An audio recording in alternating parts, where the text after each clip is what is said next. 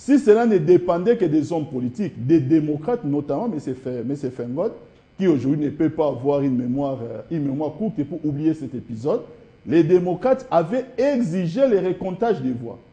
Si les juges avaient donné suite à cette procédure, ils allaient dépasser les délais constitutionnels. C'était un problème à régler, où cela a nécessité la sagesse des magistrats. En France, actuellement, il se pose un problème, ou il s'est posé un problème avec ce qui se passe sur le compte du candidat Nicolas Sarkozy. Fallait-il invalider les élections de 2012 et poser une situation extra-électorale ou comment? On a eu la sagesse, permettez-moi de résoudre. Maintenant, quel est le problème congolais? Le problème congolais, c'est qu'aujourd'hui, nous avons une élection organisée en 2006. Dans cette élection, les grands absents, ce sont les communaux, les municipaux. En 2006. Nous arrivons à 2011. Comme les gens aiment faire la politique de fixation, personne ne se préoccupe. On dit encore, voilà, nous allons organiser une deuxième élection en oubliant encore les municipaux et les communaux qui resteront des gens, des mandataires, c'est-à-dire des gens représentant l'État qui, selon l'esprit de la Constitution, devaient être élus, mais qui sont cooptés. Nous passons maintenant à l'étape de 2011. Nous allons vers 2016. Maintenant, qu'est-ce que les gens veulent? Que la CENI, de façon mécanique, puisse tout simplement aller encore à un troisième mandat sans résoudre ces problèmes qui est réel. Sous d'autres siècles, qu'est-ce qu'on aurait fait? On aurait aidé la CENI. J'aimerais que les amis qui sont contre, parce que je vous dis que chaque nation a ses problèmes électoraux, je n'ai cité que des exemples, et il aurait fallu la sagesse de tout le monde pour trouver des solutions. Oui. C'est bien de formuler des critiques, mais le problème reste criant, le problème est réel. C'est qu'on ne peut pas passer un troisième mandat présidentiel sans d'abord éponger les problèmes des élections locales et municipales. Maintenant, le calendrier de Malumal est contesté. C'est un droit. Si s'il est contesté, les amis proposent quoi au bureau de la CENI? Très bien. Assez rapidement, s'il peut faire une proposition. Je propose, en disant ceci, en quelques deux mots. En quelques deux mots, d'abord en passant, que chaque pays a son histoire électorale, chaque pays a ses atouts, mais qu'en réalité, chaque pays émerge vers la voie de la démocratie. Voilà. Par rapport aux propositions, par rapport au programme de l'abbé président et son bureau, aujourd'hui, il doit faire, par exemple, qu'on organise uniquement des élections municipales et qu'il intègre, qu'il approche les élections dans la fourchette du temps. Il faut qu'il trouve de l'espace pour les élections de 2016 parce que la conditionnalité ou l'explication en constitutionnaliste, je vais bien souligner, l'explication n'ose pas que ça désire ou que ça laisse que ça dégage, c'est que le calendrier de l'abbé président fait comme tacitement repousser les élections de 2016. Voilà un procès d'intention. Vous allez voir que un procès d'intention, cher ami. Aujourd'hui, permettez-moi de une réaction. Donc, si je comprends bien, cher ami, c'est qu'aujourd'hui, vous accusez la CENI de publier un calendrier électoral avec, bien entendu, un contenu des élections municipales, mais que vous insinuez, de par vous-même, que ce que la CENI n'a pas encore publié, ça sera forcément une situation. Non, là vous insinuez. Et vous le savez, bien entendu, mon cher ami, nous faisons la politique. Oui. Et vous savez que l'insinuation, en droit on l'appelle un procès d'intention et ça peut même être pénal. Ne faites pas de procès d'intention pour quelque chose qui n'existe pas. Rien aujourd'hui ne vous permet de dire qu'au-delà de ces calendriers pour lesquels vous focalisez tous avec une politique de fixation, que le calendrier qui va suivre ne va pas respecter, par exemple, cette exigence. Nous avons un problème qu'il faut résoudre. Mettons-nous d'accord, parce que, M. Fabien, je vais finir par là. Oui. Vous savez, si aujourd'hui, vous présentez devant nous, je parle de nous en tant que peuple congolais, en étant des candidats potentiels à une élection présidentielle, mais qui bradent les acquis de notre souveraineté, vous allez nous inquiéter. Nous avons besoin des Congolais qui vont se lever, qui vont comprendre que nous sommes devant un problème réel. Maintenant, pouvoir, opposition, société civile, réfléchissons ensemble pour trouver la solution. Voilà. Billy Kambale, dans cette perspective, pouvoir, opposition, réfléchissons ensemble pour trouver une issue à cette affaire, à cette division. Vous proposez quoi concrètement par rapport à cette... Au lieu de verser dans la parlitude, parfois stérile, qu'est-ce que vous proposez? Non, nous sommes... Est-ce qu'on peut aller vers un consensus? Je voudrais d'abord que l'on puisse circonscrire le problème. Lorsqu'on dit qu'on se lance dans un procès d'intention, j'ai comme l'impression que Papi Tamba et les gens de la majorité n'avaient pas suivi l'abbé président les jours de la présentation. Qu'est-ce qu'il avait dit? Il avait dit, pour qu'on organise les élections de 2016, le quotient électoral doit être déterminé par le nombre démographique. Et il a dit que la Constitution nous offre déjà une possibilité, au cas où on n'a pas les élections de 2016, de prolonger. Nous allons demander à la Cour constitutionnelle de nous accorder un délai de prolongation. Ce n'est pas un procès d'intention. Malou Malou a dit clairement qu'il n'y aura pas élection en 2016. C'est là où nous vous disons que nous allons vous barrer la route.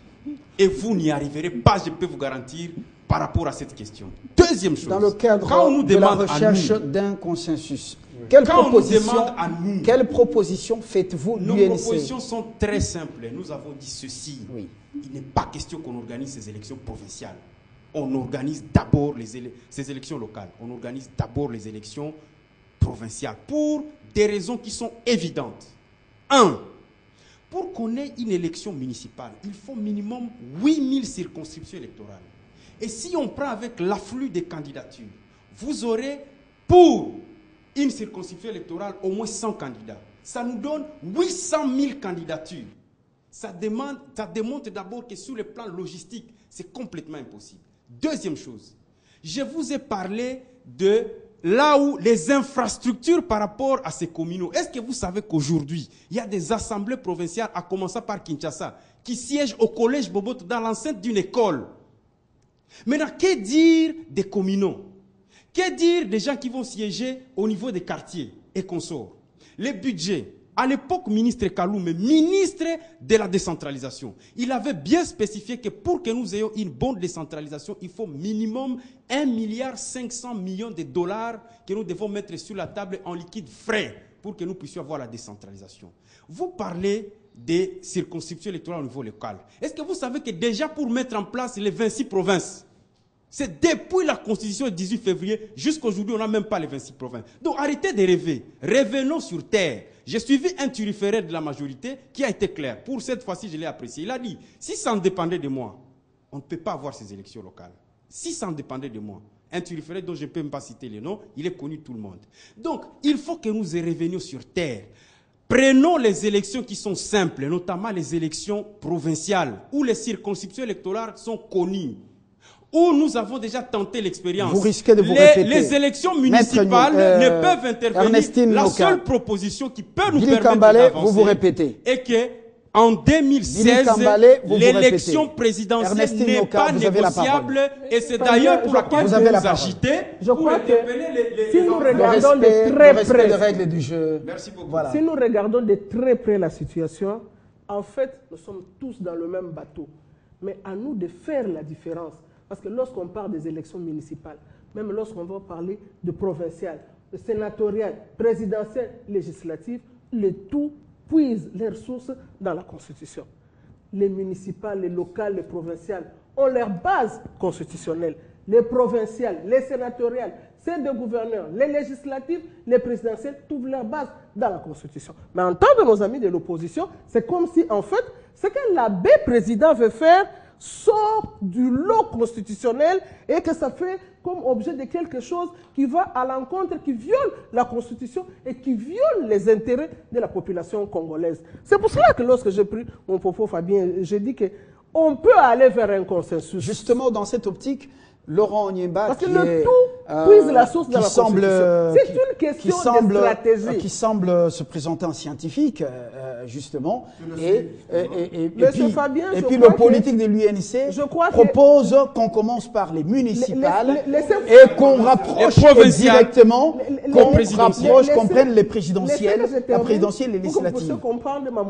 Très bien, c'était pour mettre les points sur les i. Les locales, les municipales, les locales et les municipales et les élections urbaines, je l'ai déjà dit, puisent leur source aussi dans la Constitution.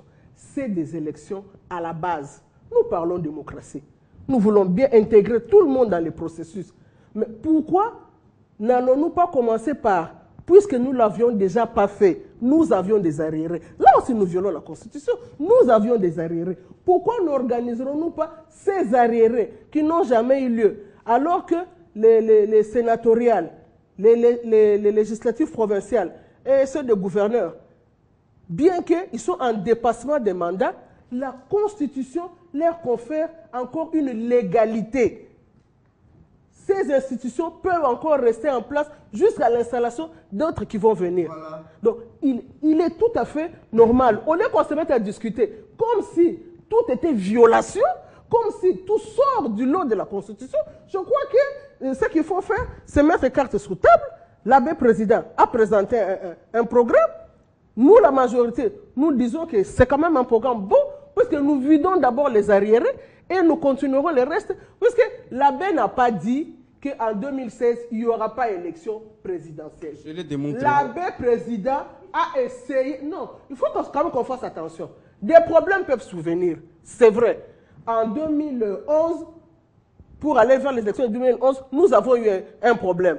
Déjà, à la fin du mandat de 2006, nos amis de l'opposition étaient en train de tambouriner à tue-tête en disant qu'au 6 décembre 2011, plus rien ne va exister, ce sera la cacophonie, le pays va tomber dans le chaos. Oui. Alors qu'il n'avait pas été le cas, puisqu'on avait la Constitution. Finalement, le président a pu prêter serment et aujourd'hui, nous parlerons en 2016 de la fin du prochain mandat, plutôt en décembre, le 19 décembre, au lieu du 6 décembre. Merci. Quelques jours s'ajoutent, mais nous restons dans la légalité. Laurent. Et la Cour constitutionnelle, au moment opportun, s'il y a problème, et c'est ça que l'abbé président a dit, on saisira la Cour pour qu'elle se prononce sur les cas échéants. Voilà. C'est un point de vue, un commentaire qui vient un peu peut-être répondre à la préoccupation de Billy Kambale. Laurent Onyemba, l'obus ou l'objectif primordial du processus électoral en RDC, dans notre pays, c'est la consolidation également de la démocratie de la base au sommet. Alors comment voulez-vous, vous, que votre proposition soit prise en compte, qu'on fasse seulement les municipales, et puis après, présidentielles, législatives, et voilà, c'est ce qui est important. Pourquoi vous ignorez ce peuple à la base qui a besoin également de vivre cette démocratie? Fabien Lumbala, la question est très longue. Parce que vous m'avez présenté comme un scientifique, je voulais faire une parenthèse importante. Nous sommes dans le monde. M. Papitamba, que je respecte beaucoup, a évoqué la problématique de la France avec toute l'histoire que vous connaissez. Moi, j'enseigne ces mêmes choses-là et je sais de quoi il parle. Il a raison. Comme il a dit, chaque peuple a une histoire. Évidemment, chaque peuple a une histoire.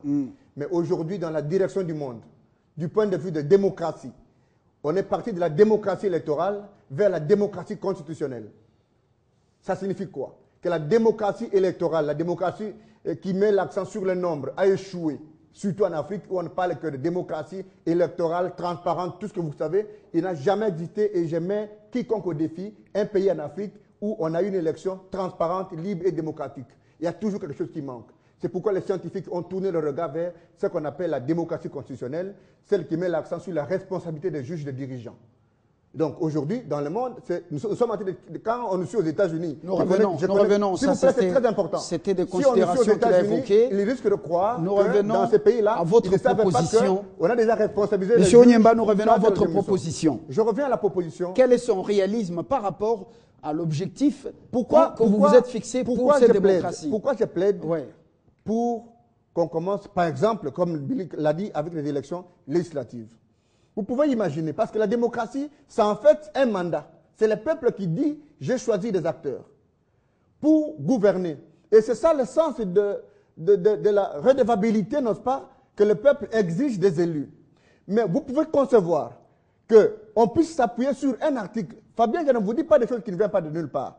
Regardez attentivement et avec le regard scientifique les calendriers que nous a proposé M. l'abbé président et son bureau. Il y va de quelle date à quelle date? Et où sont les élections provinciales? Et à quel moment, s'il vous plaît, à quel moment vont intervenir ou va intervenir l'élection présidentielle? Mais si on pense s'appuyer sur un seul article qui dit que les institutions, par exemple, en place, ne disparaissent qu'avec l'avènement d'autres institutions. Cet argument du point de vue de droit constitutionnel